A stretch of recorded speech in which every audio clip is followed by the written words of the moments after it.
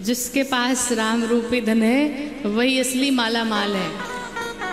कल की कथा अगर आपने सुनी होगी तो हमने थोड़ा सा आपको परिचय दिया था कि जब व्यक्ति मर जाता है और मरने के पश्चात यमपुरी को जाता है, जाने में उसे 13 दिन लगते हैं, इसीलिए 13 ही की जाती है।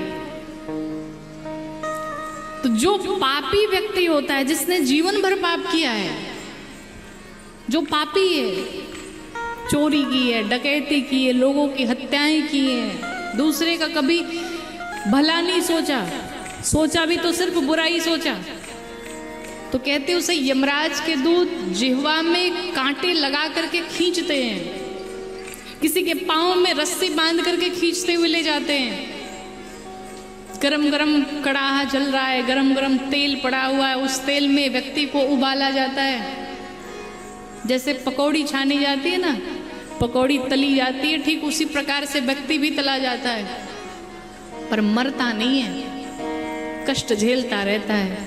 पर जिसने पुण्य किया है उसे बड़े आदर के साथ में, बड़े सम्मान के साथ में भगवान के धाम को लेकर के जाते हैं। तो अब आप बताओ, मालामाल पापी व्यक्ति है कि मालामाल पुण्य करने वाला व्यक्ति है? कौन है? पुण्य करने वाला है। तो यहां पर आपका लोक भी बन जाएगा, आपका परलोक भी बन जाएगा। एक बार अकबर ने बिरबल को बुलाया और 15 सोने की मुहर दी। कितनी? 15 सोने की मुहर दी। और बिरबल से कहा, एक काम करो, ये 15 सोने की मुहर 3 जगह खर्च करके आओ। ध्यान से सुनना, शायद आपको होश आ जाए, आप जग जाओ। 15 सोने की मुहर दे करके कहा, इसे 3 जगह खर्च करो। कहाँ कहाँ? एक अब के लिए, एक जब के लिए, और एक ना अब के लिए ना जब के लिए। तो बिरबल ने कहा, अभी खर्च करके आऊं? कहा नहीं, आप समय लेकर के जाओ। बिरबल अगले दिन गए और 15 सोने की मुहर खर्च करके आए। जब अकबर के पास आए, अकबर ने पूछा, कहाँ खर्च किया? तो बिरबल ने कहा, महाराज ये बढ़िया आपके लिए छेना लेकर के आया हूं, खाओ इसे। अकबर ने खाया तो बिरबल ने कहा, 5 सोने के मुहर हमने आपके लिए बढ़िया बढ़िया मिठाई, बढ़िया बढ़िया भोग लेकर के आया हूं, वहां खर्च की। ये आपके अब के लिए है, यानी भोग कर लीजिए। और 5 कहाँ खर्च की? कहा 5 सोने की मुहर एक जगह कथा चल रही थी, उस कथा में दान करके चला आया, वो आपके जब के लिए अर्थात परलोक के लिए है। और कहा 5 कहाँ खर्च किया? कहा एक जगह नृत्य करने वाली कोई नाचने वाली थी, उसके ऊपर 5 सोने की मुहर लुटा दी। कहा ना वो आपके अब के लिए है, ना वो आपके जब के लिए, उसका कोई हिसाब नहीं है। अब आप सोच लो, आप अब के लिए खर्च कर रहे हो या जब के लिए खर्च कर रहे हो, या ऐसी जगह खर्च कर रहे हो ना वो आपके अब के लिए ना जब के लिए। समझ में आया? बोलो भक्तवत्सल भगवान की। इसलिए कहते हैं, आपके पास धन है तो धन का सदुपयोग कर लीजिए, खूब भोग लीजिए। आपके पास बढ़िया कपड़े खरीद लीजिए, बढ़िया गाड़ी खरीद लीजिए, खूब आनंद से अपने परिवार के साथ में अपना जीवन व्यतीत करिए। कुछ इतने कंजूस होते हैं, महाराज घर में धन भरा पड़ा है लेकिन फिर भी बटे चीते हाल में रहेंगे, मानो इनके पास कुछ है ही नहीं। तो भगवान कहते इसको देने से भी कोई फायदा नहीं, चलो वापस ले लेते हैं। पर कुछ होते हैं ना, बहुत राजा किस्म के होते हैं, उनके पास नहीं भी होते तो भी बढ़िया बढ़िया अच्छे अच्छे कपड़े पहनते हैं। लोगों को दिखाने से क्या मतलब है? आप अपने आनंद में रहिए और खूब भगवान ने दिया है तो खूब जितने ऐशो आराम करने खूब करिए, उससे भी बचे तो कहीं धर्म में लगा लीजिए। किसी को अगर आवश्यकता है पैसों की, किसी प्रकार की अगर सहायता आप दे सके तो वो आपके जब के लिए हो जाएगा। पर जा करके रेस्टोरेंट में खर्च कर आए, जा करके मूवी थिएटर में खर्च करके आए, तो फिर वो ना आपके अब के लिए होगा ना जब के लिए होगा, उसका कोई हिसाब नहीं है। आजकल बच्चे महाराज बिगड़ते जा रहे हैं, जो कि देश के भविष्य हैं।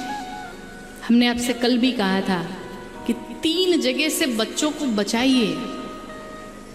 पहला, मदिरालय जाने से, शराब पीने से बचें। दूसरा, जुआ खेलने से बचें। और तीसरा, मूवी थिएटर जाने से बचें। कभी बच्चे आपसे ऐसा कहते हैं क्या कि पिताजी आज रामायण देखने का बहुत मन हो रहा है, जरा टीवी में लगाओ देखते हैं?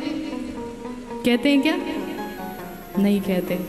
और माता पिता भी अजीब है हमारा, बात तो हमारी शायद बुरी लगेगी आपको, पर है सच।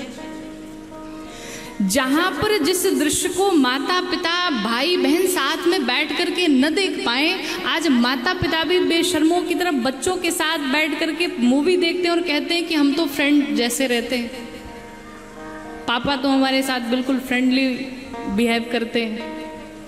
ये आपका फ्रेंडली बिहेव करना एक दिन आपके लिए काल बनेगा, आपके बच्चों को संस्कारों को ले डूबेगा।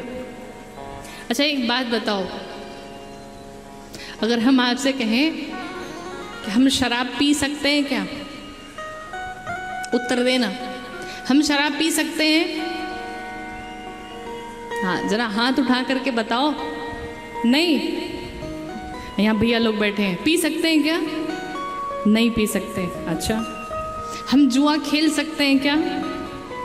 नहीं खेल सकते हैं। हम फटे चीते, वो जो आजकल एक ट्रेंड चली थी ना, फटे जींस की, क्या नाम था उसका, डैमेज जींस, पहन सकते हैं क्या? नहीं पहन सकते। क्यों? हम जुआ नहीं खेल सकते, हम शराब नहीं पी सकते, हम ऐसे कपड़े नहीं पहन सकते। क्यों?